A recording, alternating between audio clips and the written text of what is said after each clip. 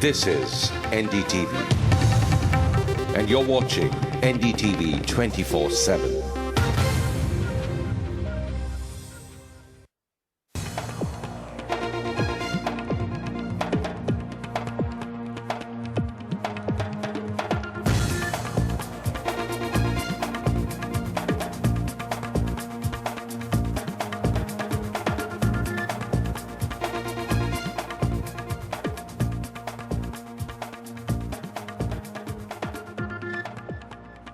Hello and welcome to We the People.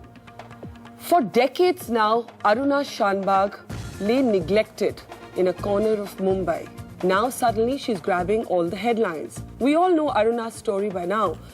For about 37 years, she has lain in an almost permanently vegetative state, looked after by the nurses in the same hospital she used to be working as a nurse, till she was strangulated using a dog chain and sexually assaulted, sodomized in fact, by her rapist. Pinky Virani, who chronicled her life story, petitioned the Supreme Court saying that Aruna Shanbag must be allowed euthanasia. The Supreme Court dismissed Pinky Virani's petition, but at the same time, in a landmark judgment, said the time had come to permit passive euthanasia. In other words, people who are in a permanently vegetative state should have the option for their family or those closest to them to decide that they should be allowed a life with dignity, or in other words, should be allowed death if they have reached that point where, in a sense, it's almost worse to live technically than to die. But of course, Aruna Shanbag has triggered a nationwide euthanasia debate, with many people arguing that in a country where there is no access to a public healthcare system for the poorest of the poor, is this a law that is open to misuse? Those are some of the dimensions we're going to look at in a very complex and emotional subject. I want to start with somebody who is a lawyer, but who also has a personal story of her own. Nisha Bhambani.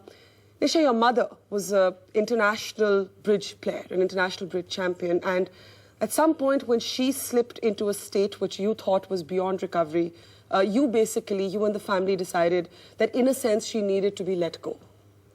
And even before the laws reached any sort of consensus on euthanasia, I think, if I'm not wrong, your family took a decision. You as a daughter decided that you would basically not treat your mother and allow her to die peacefully.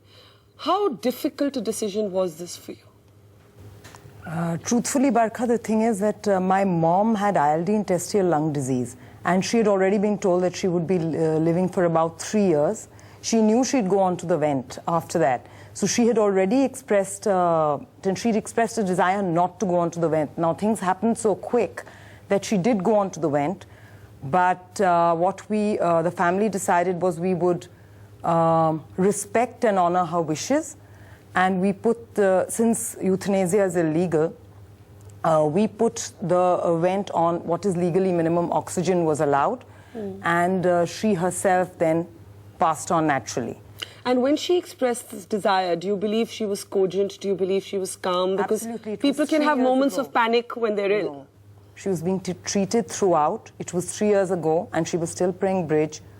It was absolutely a normal situation. And you've never looked back and regretted that decision for even a moment? Nobody's felt guilt, nothing. We just honored her decision, and she was not going to come out of that state. Harmala, you have a different personal story, a more optimistic one. You're a cancer survivor. You now help other people who are battling with what they believe could be the end of their lives to look at life anew, to fight back. And many people are able to fight back successfully. Are you concerned that once we sort of allow passive euthanasia into our public domain and there is acceptance for it, A, people would lose the will to fight, and B, that this is something that could be misused? No, actually, I'm very much aware that 80% of people, for example, with cancer in this country come with advanced and late-stage disease. And that's the reason why we run a home care program based on the principles of palliative care.